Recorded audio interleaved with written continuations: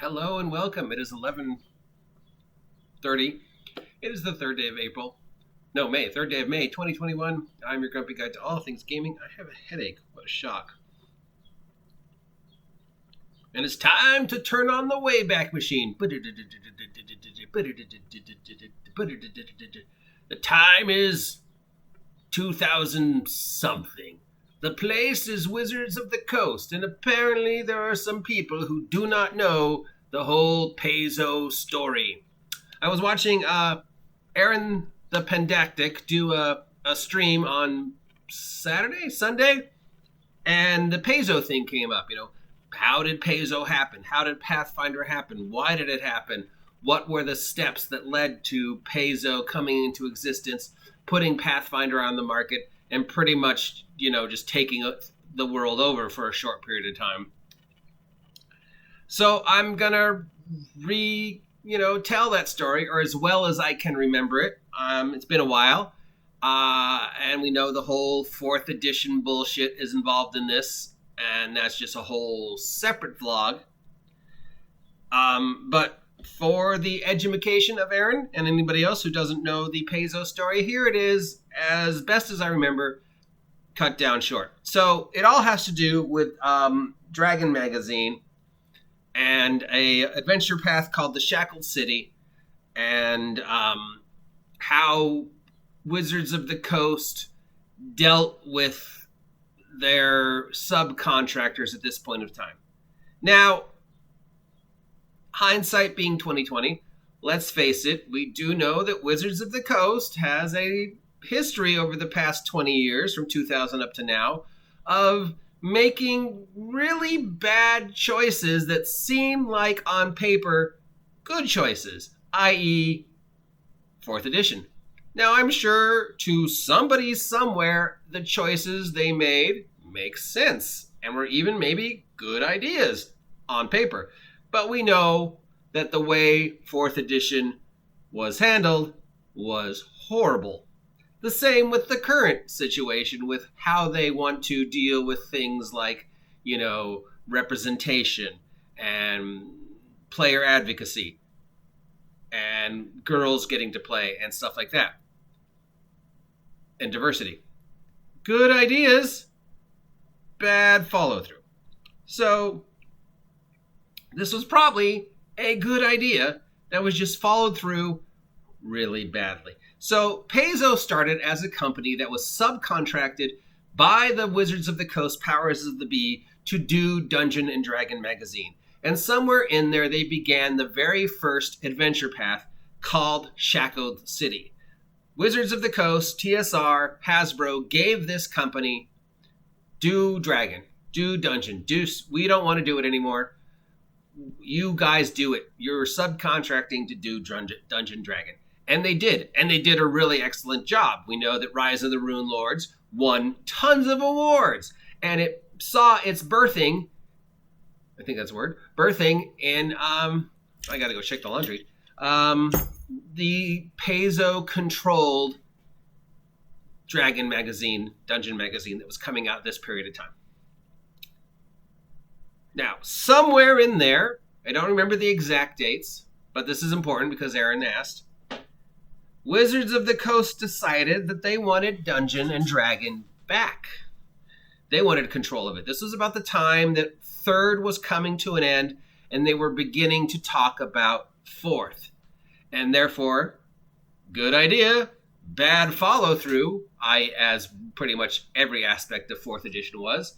Somewhere in the collective unconscious of Hasbro, Wizards of the Coast, they decided that they wanted control back of Dungeon and Dragon magazine because they wanted it to become in-house again. It was gradually going over to this new world called digital, and every aspect of 4th edition and what was going on for them for the next couple of years, they wanted complete and utter creative control of. So they wanted Dragon magazine, Dungeon magazine back from Paizo.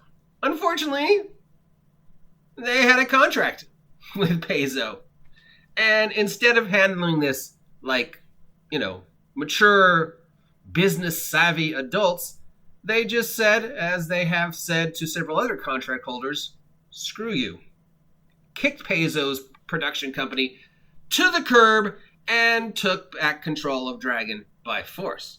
So Paizo had all this stuff that they'd already created, and Wizards of the Coast took Dragon Magazine back. But here's where it begins. Paizo still had creative control over the Shackled City and Rise of the Rune Lords and the other adventures they had done. Dragon and Dungeon were still controlled by Wizards of the Coast, but Paizo had the rights, the creative control of that IP, of Shackled City and of Rise of the Rune Lords, and I think the next one was Curse of the Crimson Throne, if I remember correctly. So they had all the stuff, and they were like, okay, well, you don't want us working for you anymore, Wizards of the Coast, but we still have this stuff, so we're just going to release it ourselves and call ourselves, I don't know, Paizo Publishing. So they released, as we all know, the very first 5th adventure path for 3.5 that they did, Rise of the Rune Lords. Because this was about the time that OGL was coming out. And they were one of the very first companies, along with Necromancer Games and Goblinoid Games, to take advantage of the OGL. Because they were releasing product that was OGL compliant, 3.5 compliant, while 4th edition was starting to percolate into our perspective, and 3.5 was starting to disappear, but you could still support 3.5 stuff thanks to the OGL. So here is Rise of the Rune Lords. Here's Curse of the Crimson Throne. I don't remember the next one. I think it's maybe Giant Slayer was next. I don't remember. We knew that they did like a year or two of adventure paths. Then 4th edition happened. And they saw, as many other people saw, that us gaming buyers were not happy with 4th edition. Not that there is anything wrong with 4th edition, the system, and I have gone over this hundreds of times, but let's just mention it again. Nothing wrong with 4th edition. Nothing wrong with 4th edition. The way Wizards of the Coast handled 4th edition is just an epic disaster that I've already gone over, but I will go over it again if you really want to. So Paizo's out there. They have Rise of the Rune Lords. They have the Shackled City. They have Curse of the Crimson Throne. They have this world they're starting to build because they can, thanks to the OGL. And they're like, let's just make our own game. Because we can, thanks to OGL. And so they did. They basically took 3.5, re-released it, changed a few things, changed the names of things they couldn't have their rights to, like Doppelganger, you know, the things that Wizards of the Coast said you can never use, Beholder, you know, fiddled with the things. There was about a year of playtesting in there, but they'd already had stuff going on for 3 or 4 years because they were playtesting this stuff for 3.5 and house ruling anyways. And they had stuff from their time at Wizards of the Coast, and they had stuff from before they were associated with Wizards of the Coast when they were just running home games. So they just pretty much took that, 5-10 year span of stuff they'd already made that was 3.5 compliant, mashed it together, changed a few things, came up with the brilliant idea of let's make hand-to-hand melee combat grappling a stat and avoid all those stupid rules, and released Pathfinder, the role-playing game. And released it at just the right time where Wizards of the Coast was starting to get all the bad press about 4th edition. And all the game store owners were going, okay, I've got this 4th edition, Wizards of the Coast is treating me like shit, or I've got this new company called Paizo who's got this game out, which is basically 3.5.1 D&D, that aren't treating me like shit and, or actually understand where I am. This stuff is compatible with 3.5. You could run 3.5 adventures using the Pathfinder role-playing system. Everything I already have on my shelves is completely compatible with this Pathfinder thing. On the other hand, I have this 4th edition thing, which is not compatible with anything on my shelves. What the hell is a movement? What is this shifting thing? I don't know.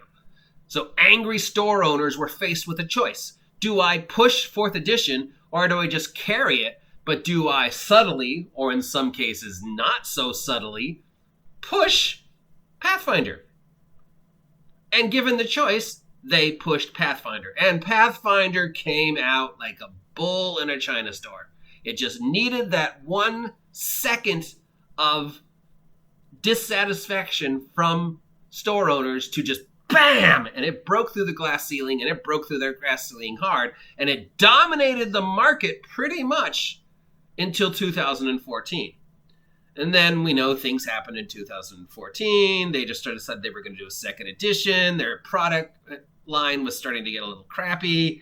The quality was going down, and then along came 5th edition, and everybody was like, well, now I'm going to go play 5th edition because all this time I've been playing Pathfinder, which is Dungeons & Dragons 3.5.1.1, but Paizo, you're making a lot of choices I don't like. Here's 5th edition, so I'm going to check this out. And then, of course, Stranger Things and Critical Role happened, and that pretty much killed Paizo.